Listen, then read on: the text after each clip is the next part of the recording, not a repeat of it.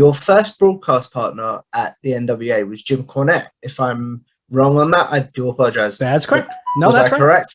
Nope, What is that's something you did learn from Jim Cornette in the time that you got to? A lot. Oh my gosh, a lot. Hey, friendo, Steve here. And Larson. And you're watching Tom Talks Rubbish.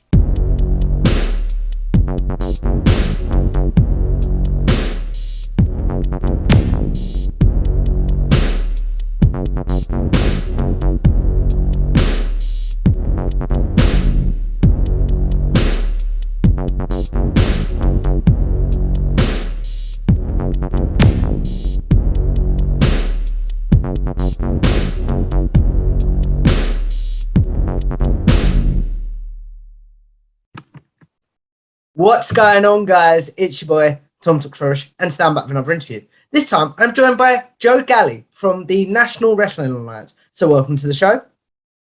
Tom, it's an absolute pleasure to be here. Thanks so much for making some time for me today. I love being on your show. So if we take this back, how big of a fan of the NWA were you before you started working and commentating for them? Honestly, casual would probably be the best word for it. I'm 35 years old, so I'm a little young when you start thinking about the NWA in its heyday, your Ric Flairs, your Dusty Rhodes and all that, growing up being more of a fan of the Attitude Era, things like that. And I feel like that's where my foundation as a fan for professional wrestling was. While at the same time, I still enjoyed what the NWA was becoming in the early 2000s area when you had guys like Adam Pearce, Colt Cabana that were battling for the World Heavyweight Championship. And you saw that on shows like Championship Wrestling from Hollywood.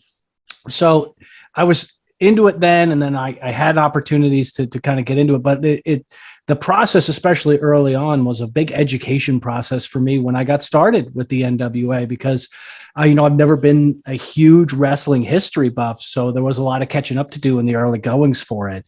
So it's one of those things that's really interesting. It's not like, I'm a little too young to be in that tape trading generation of territory wrestling and being all in and having, I got to see, Mid-South and Jim Crockett and all those different things that were happening at the time. So I feel like I'm just kind of in that window where I just kind of had to explore it. And what's so great now is you've got so many different resources out there, whether you have, the WWE Network, which we used to have here, but now everything's on Peacock and there's so much stuff on YouTube. And if you just follow people like Ric Flair on, Twitter or something, there's so much great content of stuff that goes up and stuff that you're able to see and digest. And it's really interesting. And it's great to be able to go back and see all that stuff and see how we're evolving and how we're changing with it in our environment today. Do you think not being a hardcore fan helped or hindered in some sort of way? Because I could imagine not being starstruck when a legend comes maybe helps maintain that professional composure. I really led the question there. I do apologize. No, I think that's a great question. And, I think there's a part of my brain that I don't get starstruck very often for anybody, like even for mainstream celebrities. And I've had opportunities to meet and interview a bunch of them as well. And even for people that were from my generation, I did a long Comic-Con style interview with Mick Foley just before the pandemic.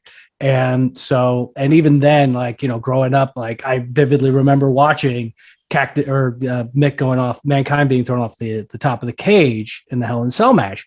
So and it might be a faulty wiring in my brain that doesn't allow me to have that sort of level of pressure and or pleasure in those sorts of situations. But, I have to think that I'm very blessed in having the broadcasting background that I have, and I'm able to go ahead and kind of articulate myself and also really enjoy myself in those situations as just a fan of professional wrestling in general.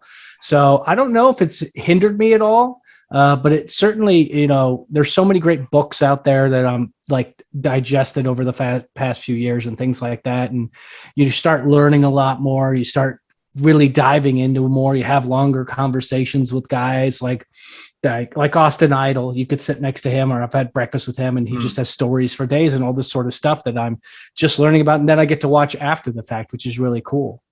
Do you think your broadcast journalism background helps with your commentary at all? Oh, absolutely. 100%. I mean, it one hand really washes the other.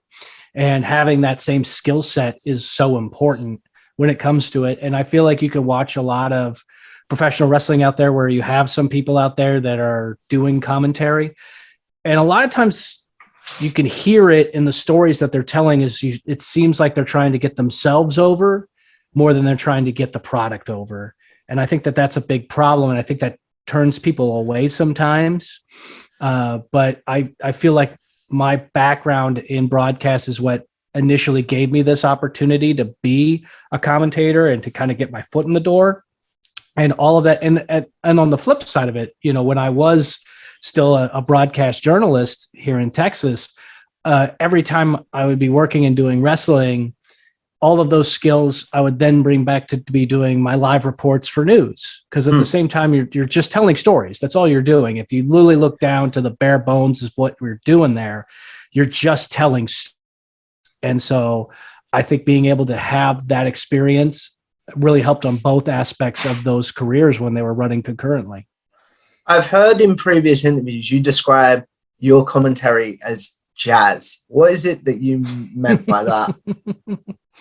Well, you could have, an idea of what you want and think of it from a musical perspective. Jazz, there's so much opportunity for improvisation.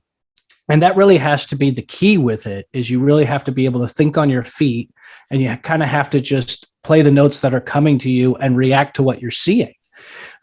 So you could have all these great ideas of how a match is supposed to look, but you really just kind of have to feel it in the moment, and being able to have that same thing. If you have a really good, session musician who's really into jazz, it's going to be an amazing opportunity for them to be able to go out there and perform and react and kind of feel how the emotions are flowing and to ride that wave with the audience.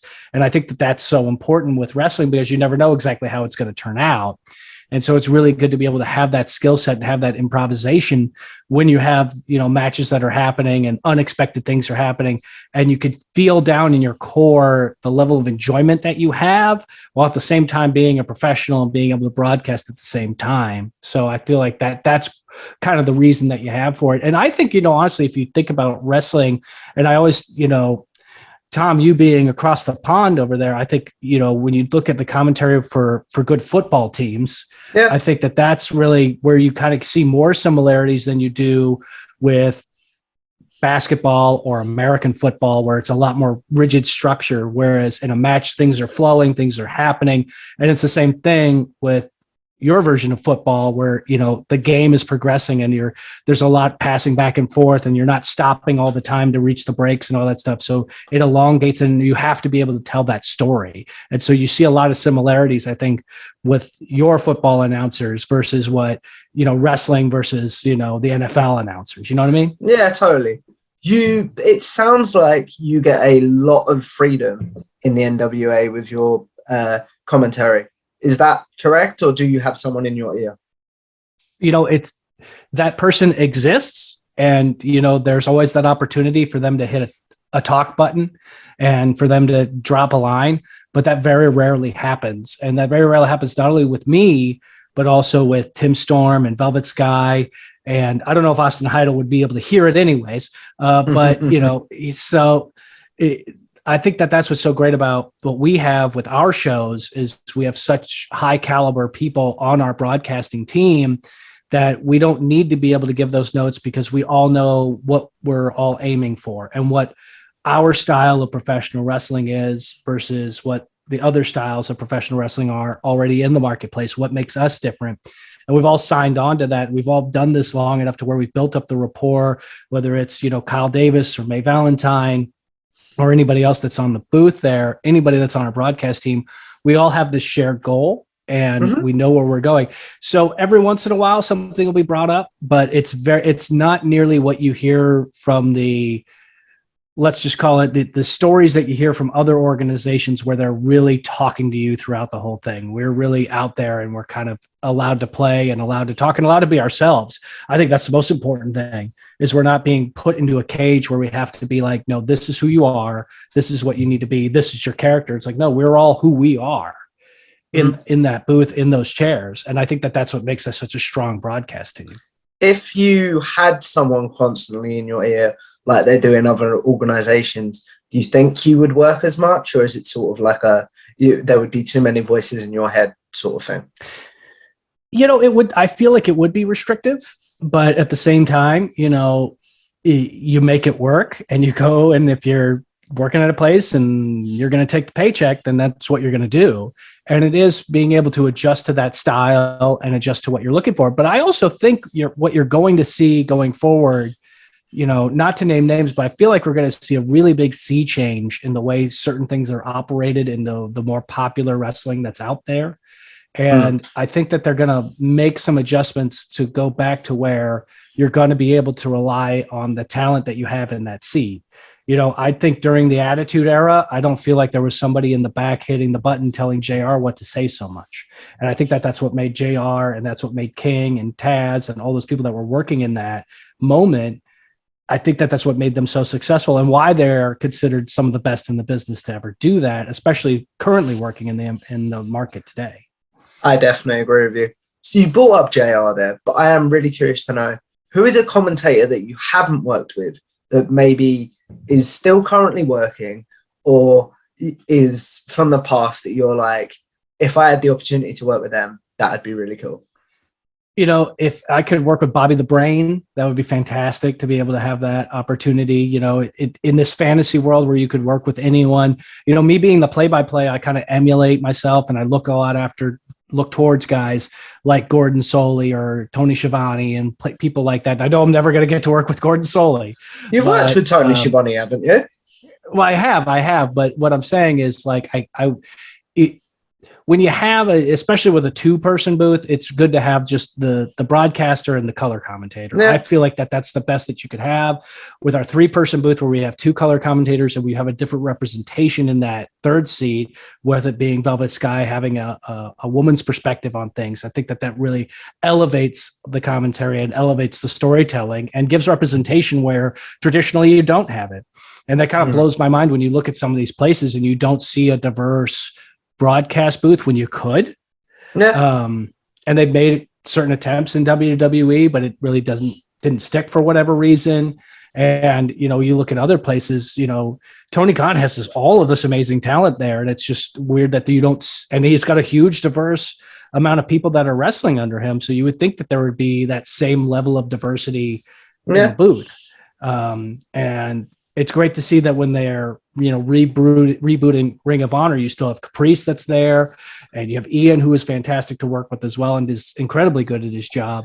But I think that there needs to be more of that female voice in the sport of professional wrestling. If you think about it, half the fans roughly are women. So why not lean into that and have that voice represented in your broadcast as well? And maybe you're seeing that, if you go and you look at the other major sports out there, whether it's the NFL or baseball or things like that, I think it's lacking across the board, to be honest with you. There's no reason why a woman couldn't call a professional sport like NBA basketball, Major League Baseball, football, soccer, any of those sorts of things. So but it's changing.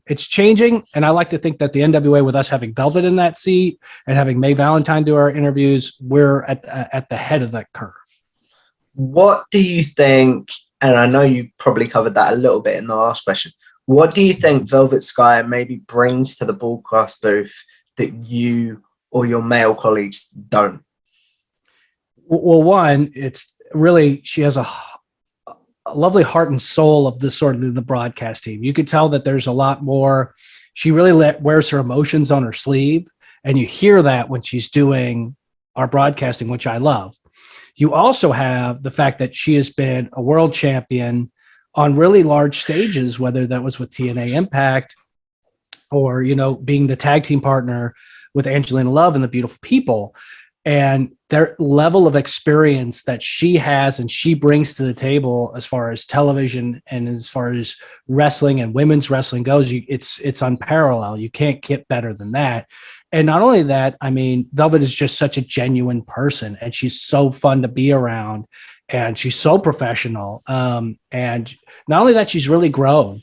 When she first came into the NWA, she'd never done commentary before. And there was a bit of a learning curve for her to get comfortable. And that really is what it just took. It was like swimming in a cold pool. You know, once you get used to it, you can really go out there and swim some laps. And that's just what it took for Velvet.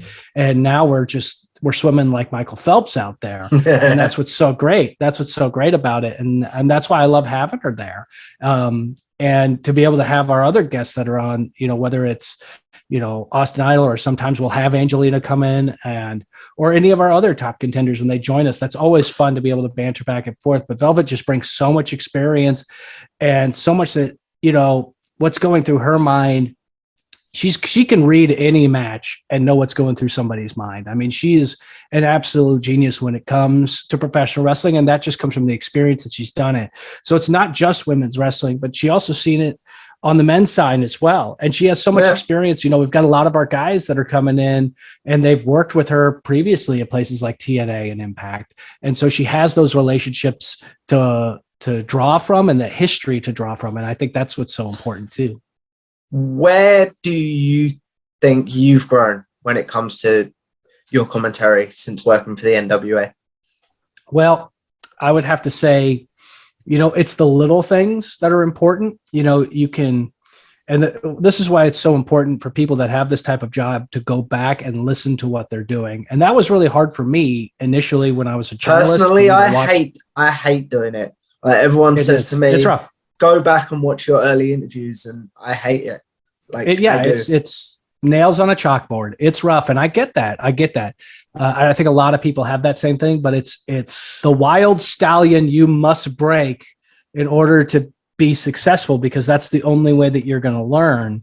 And, you know, with wrestlers, it's a lot easier out there for them, because if you're in the ring, you can record matches, you could be on shows, you could have all these videos, and you could send them to other wrestlers that have been in the business for a long time. And you say, can you give me some notes? Or even just on a show, you could go up to them and be like, hey man, could you watch my match? And you get somebody with a lot of experience and they give you feedback for it. But there's a much shorter list of people you can reach out to when you're doing commentary. And so it's hard to get that coaching. It's hard to get that from certain people. You should try. You should always reach out to people, and maybe they'll make the time to do so. But I think that's the big thing. And so I think, you know, it's just little things. There's certain words, you know, like just the word exciting. I use the word exciting a lot when I'm rushing or I can't think of a better word for it. And I'll go back and go, okay, we were at this point, we'd already recorded, you know, 5 episodes of television. We're on a 6th episode on one night. I'm getting gassed. And so I'm using the same word over and over again because my brain's starting to get fried. So if you could break yourself of that in the same way that you could athletically, if you could work out more, then you can go ahead and you could make adjustments to that, and you can make a better broadcast all the way through. You brought up there about the NWA Power being taped, correct? Mm-hmm. And the pay-per-views are live, correct? That's correct. What are some differences you find in your commentary when you're doing a live broadcast to a taped broadcast? I think what's so great about our product is we treat everything as though it is being seen live, you know, to millions of people. And so we never redo a match. We never stop and do another, you know, like if a spot gets botched, we don't stop and redo it. You know, that's not our style. And also it would be very bizarre for the people that are there in the audience. You know, when we do our studio shows, you have, you know, 120, 130 people that are in that small studio. We can't just do that television magic like you could on a sitcom or something like that. Yeah. So at the same thing, it's just being able to keep that energy up is sometimes the most difficult thing, because what you're doing is for much longer stretches of time in order to fill that time. Because you're making so much more content that needs to get through. But what's really exciting, Tom, is going forward, we're going to be making some adjustments to our schedule. And I think what you're going to start seeing, and you're going to see some major announcements coming up very shortly, that we're going to be doing a lot more live events so that we don't have to tape so much. Ooh. And I think that's really going to be able to help us out, you know, and keep things hot and keep people talking about us. And I think that's what's really exciting is broken down some numbers. We figured out what we could cut out in order to add in more of those live events for people to go to and enjoy. But at the same time, it also keeps our storylines red hot, and it keeps us at the broadcast booth more fresh too. If we can go someplace and do a lot more and stretch those out. So in 2023, there's going to be a lot more travel. There's going to be a lot more going on. And then I think it's going to make for a much better product. That sounds really cool. I'm not going to lie. So I can't believe we didn't cover this, but how did you actually join the NWA? How did you get in contact with Billy Corgan and people like that? Well, when Billy Corgan bought the NWA, he was starting with the 10 Pounds of Gold series, which was being put on YouTube. And it was the battle between then champion Tim Storm and Nick Aldis, who was chasing the championship. And one of the places that he went to first was to Championship Wrestling from Hollywood, which is run by Dave Marquez. And that's when they were having those matches. And I was the commentary at Championship Wrestling from Hollywood. And I'd been doing it for a couple of years there with Johnny LaCosto. And, I was just having fun. And it was a great show to be a part of. And it was aired. It was a regional show. It was sort of, the old school territory idea where it was a Los Angeles based thing. And Dave's branched out and done a bunch of other things since then. But that's where I got to meet Billy Corgan. And I called a match, and I believe it was Tim Storm versus Zicky Dice. And they pulled me aside after the show. And I remember this very vividly in the hallway. And Billy looked at me and said, "I like what you got. I see that you have talent there. Do you want to be a part of the National Wrestling Alliance going forward?" And without hesitation, I said yes. And you never know how these things are going to work, especially not just with wrestling, but with television. Things are always changing. Things fall through, promises are made, and then they're not kept. But this has been an incredible ride to be a part of the NWA and to be able to go, to GPB Studios and start those first episodes of Power and to do the anniversary shows and to bring back the Crockett Cup. At that point, if you would have asked me, where's this going to be? I would have said, I have no idea. And to see where we've grown and where we're going is really exciting. You brought up there about things changing. Obviously, in 2020, the world shut down for a period of time, correct? So I'm really curious to know if, for whatever reason, the NWA said, look, it's not feasible for us to do this anymore. Would you have been happy with what you'd accomplished at the NWA? Yeah, I think that what we done, and if for some reason, let's say Billy Corgan gets abducted by aliens today, and it's just gone from because with that, honestly, at this point, and even, going for the foreseeable future, without Billy Corgan, there is no NWA that exists and as it is. So there would have to be a major pause with it.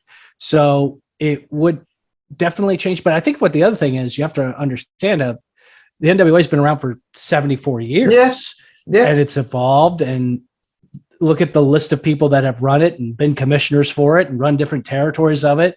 And I don't think it would completely ever die. I think that it's a brand that has so much history rooted, deep in these roots that it's going to grow somewhere and be a part of something. As long as I could be a part of it, I think that would be amazing.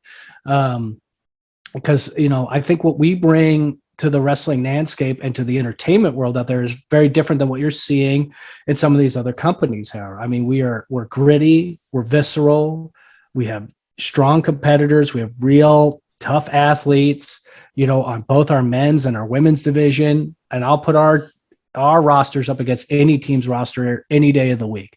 We have incredible people, not only as far as athletes go, but also as far as characters go. And that's what sets us apart. And that's what's going to make us succeed. And that's what's going to continue on with what we're doing here in the National Wrestling Alliance. Fair enough. That was just something I was really curious to know, because it seems like you were having so much fun when you do the NWA Power stuff. It is. It's so fun to be a part of, especially on those days when we are shooting those episodes or we're doing those pay-per-views and the adrenaline's pumping through your body and everything's coming together the way that you're hoping for, because there's all this buildup and all the minutia that comes into building those storylines and to, just getting the show off of the ground and all the little things to make sure the fans are having a good experience and stuff. And, that's all stuff that I'm kind of learning for the first time, is all the work that goes in ahead of time, all those little tiny things that you have to have lined up in order for this to be successful. And that's been really rewarding and exciting to learn a whole new skill set, really.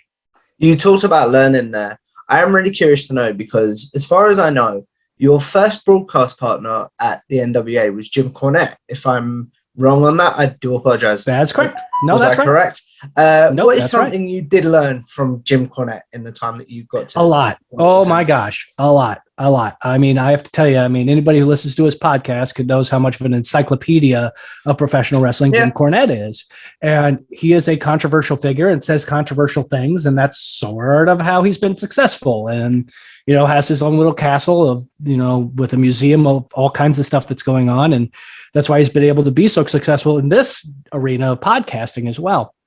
And there is a lot that I kind of learned from him about, you know, just pacing and storytelling and the structure for matches and the way things are supposed to go. And, you know, the other thing too, is he was so generous with his time and explaining all those things to me and to give me tips and how to improve our presentation. And because he'd been doing it for so long. You know, I mean, for just a part of the, not only just a part of the business, but also as the doing commentary for WWE and Smoky Mountain and things like that. And so, you know, he's been there and done that. And he was willing to share a lot of that information with me as well, which I think, you know, I hold really deep in my heart. And I like to think that, you know, it's not just him that I've learned a lot from, but I did learn a lot from him in the years that I was doing it with him, which was really cool. And, you know, that's another thing too. It's like, if you would have asked me, you know, 15-year-old Joe Galli, or you think you're ever going to sit next to Jim Cornette, or even just watching, you know, because I remember watching the Nexus during the ends of the Attitude Era, and you've got Wade Barrett out there, and it's like, yo, do you think you'll ever do commentary with that guy? And it's like, what kind of world do you think this is, where you end up doing it? And to be able to work with Stu, who now is back to being Wade Barrett over on NXT and being super successful over there. I mean, it's what a crazy world. What a crazy world. And I'm blessed for all the opportunities that the NWA and the Billy Corgan has given to me. This has been an absolute blast, man. And I do thank you for your time. But as we look at wrapping this up, I am curious to know about Stu Bennett or Wade Barrett. The NWA was his first foray into commentary, if I'm correct. So what is some things, maybe if we flip the Jim Cornette question, you feel like he learned from you, or you saw him sort of pick up through osmosis with working for you? He the thing about Stu is you could tell just in the mic skills from even back in the day, you know, those Nexus days and whatnot. He's has an incredible mind for the business and an incredible way of being able to tell a story. So he didn't need a whole lot of coaching. I was surprised at how nervous he was, you know, because I think it's one of those things where he just didn't want to fail. And he's one of those guys that wants to make sure things are going to go off perfectly. But as soon as the cameras were hot, I mean, he knew exactly what to say as that color commentator. And so it was really cool being able to work with him. I was just surprised that he was, you know, initially, because, you know, I would think, you know, coming from where he's coming from, you know, this would have been a walk in the park, but it is a very different skill set than what you are accustomed to if you're just a wrestler. And so it was really interesting to see how he evolved and how quickly he got comfortable and how good he was almost instantaneously. So it was really cool being able to work with him. And I'm glad that he's continuing on. And, you know, he had such a friendly relationship with Triple H, and that's how he was able to continue on and move on to NXT. And it'll be actually really interesting to see how things are going to go up going forward, because I think we're going to see a lot of big changes in the wrestling landscape going forward. And so it'll be interesting to see what happens with NXT. And I might want to start watching it again. I don't know. Fair enough. So as we look at wrapping this up, we are going to do a quick segment that is like a quick fire one called Generic Questions. Those of you that have seen my interviews before will know this is where I ask my guests their favorite match, favorite pay-per-view, favorite tag team, favorite theme song, and favorite superstar of all time. For those, oh my gosh, that was a lot. Sorry, but all right, let's break it down. Go ahead. Basically, first of all, your favorite match of all time. Ooh, God. That's hard, because I could pick something from my childhood, or you could do, you know, Rock versus Austin, or something, or I could pull something from the NWA that's really great. I will go ahead and say my favorite match, and I like this one here, was on NWA Power when the Rock and Roll Express won the NWA World Tag Team Championships for the 9th time or 12th time. I don't know. Everybody seems to think they've held these titles for different amounts of time and different things. So, but I think that was such a special moment because nobody really thought it was going to happen. And so that was really cool. And, Camille winning the Burke is also, a great match that is launched in my head and that I remember really well. And of course, I think Trevor Murdoch winning that championship in St. Louis in front of his family at NWA 74. If I had to, those are the three. You asked for one, I gave you three. Fair enough. Favorite pay-per-view. And I will flip this and say favorite pay-per-view that you've been on the headset for. I would say when we brought back the Crockett Cup the first time around, I think that was really cool. I didn't think people thought that was going to happen. Our most recent, foray into doing the Crockett Cup was also really cool. But just the first time when we brought it back and we brought the cup out and we had such amazing tag teams that were a part of that as well. So I would definitely say it's that. But I'm hoping NWA 74 beats it. Mm-hmm. Because that's at the end of August, correct? I will ask you to promote things in a minute. But and then favorite tag team that you are on the headset for? As of right now, how can I not say the Briscoes? Just having the Briscoes come in the Crockett Cup, you can't say. I mean, they're some of the best out there. After their match this weekend, lovely. Oof. Fantastic. And they're some of the best out there. And I would love to also call an FTR match. Probably not going to happen, but you never know. It's wrestling. You never know where anybody's going to go these days. But also, it was really fun to call those matches for La Rebellion, because they brought such an intense lucha style that I think was really different than what people were accustomed to seeing when it comes to lucha tag team wrestling, that they were so hard hitting. It was really cool to be able to see that and really capture the imaginations of people. Fair enough. And then favorite theme song that you hear currently in the NWA that you're like, oh, I really enjoy this one. It's interesting you brought that up because we were just going through some emails before we went on this broadcast here, and Big Strong Mims just had a new one made. It was by the same guys who did Matt Cardona's theme song, and it's actually really good. So I can't wait for Mims to come back. And you could see that, that group that does Matt Cardona's, they do a whole bunch of different wrestlers out there. So I'm going to put that just because I just heard it today and I really liked it. I think I'm going to put Big Strong Mims because you haven't heard it, but you will soon. Fair enough. And then final generic question is, favorite wrestler when you're on the headset to call their matches? Oh man, that's so hard. Because we have such great people out there. You know what I'll call? I'll do this one. I'll throw a little curveball here. I'm going to say Homicide, our NWA Junior Heavyweight Champion, because he's really elevated that championship. And he's got such a long history, and me being such a big fan of him from back in the day, to be able to see what he does now, I'm definitely I'll put Homicide in an upper echelon just so that everybody in the heavyweight division doesn't get mad and beat me up. So put Homicide up there. You don't want to piss off the guy named Homicide. Come on, his name's Homicide. No. And the question that I end all my interviews on, Joe, is with your work in the NWA, with social media, and with YouTube, we're all sort of going to live forever in some sort of way. So what is one match that you've called that you want the good people to check out to know your body of work? And then what is one that you're like, if you could steer clear of that, I would appreciate it? I can't for the life of me think of any stinkers that I wouldn't want you to see. But I'll tell you this, what I'd like you to do is at any point you could just, being where you are anywhere in the world, listening to this podcast, you probably have access to YouTube, and you just subscribe to the NWA channel. You'll get NWA Power, you get NWA USA every week, and every one of those is going to be great. And so, and as we're recording this upcoming episode of NWA Power, which is our empowered episode, where we're going to determine a number one contender to head to NWA 74. Camille's going to be putting the championship on the line against Chelsea Green. It's really exciting stuff out there. So I would just urge people to do that.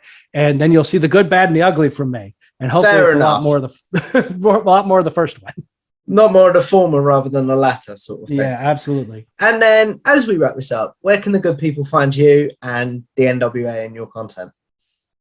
Well, you can find all the NWA on our social media, just at NWA, whether that's Instagram, Facebook, Twitter, all that stuff. You can find me at Joe Galli News. I wish I could change that to wrestling, but if I do that, they'll take away my check mark. But anyways, I can't lose that check mark, man. No. It's super important. I know. It's not that big a deal. for everyone out there that really wants to have one, you have to understand that the majority of people have them just had a company pay for it. Yeah. So just go work for a big company that pays for it, and then they'll get you the check mark and quit. I know people who've basically done that. But yeah, you can find me there. You just search my name. I pop up. It's either me or the CEO of like 3M also has my same name, which is kind of weird, but it's cool. But Joe Galli, you can find me all over the place. And then, NWA Power, NWA USA are weekly. And then August 27th and 28th, live on pay-per-view, Wrestling Returns to the Chase, NWA 74. It is our biggest show of the year. We're going to have legends. We're going to have all of our championship on the line, and we're going to have some major surprises as well. So order that pay-per-view now, or you can be a part of NWA All Access on Fight for $50 a year. You get all of our pay-per-views, first runs of all of our episodes, lots of exclusive content. So just to head over there to nationalwrestlingalliance.com, and you'll be able to see all the stuff that we have to offer. It's well worth doing, guys. So if you guys like this video, make sure you like, share, and subscribe to Tom Talks Rubbish. Follow me on Twitter at Tom Talks Rubbish. Follow bodyslam.net out on Twitter and YouTube for my show with Cassidy Haynes, the Wrestle Watch podcast, and follow the Wrestle Watch podcast on Twitter to help us pick the match that we're going to watch every week. And I will see you in the next one. Bye.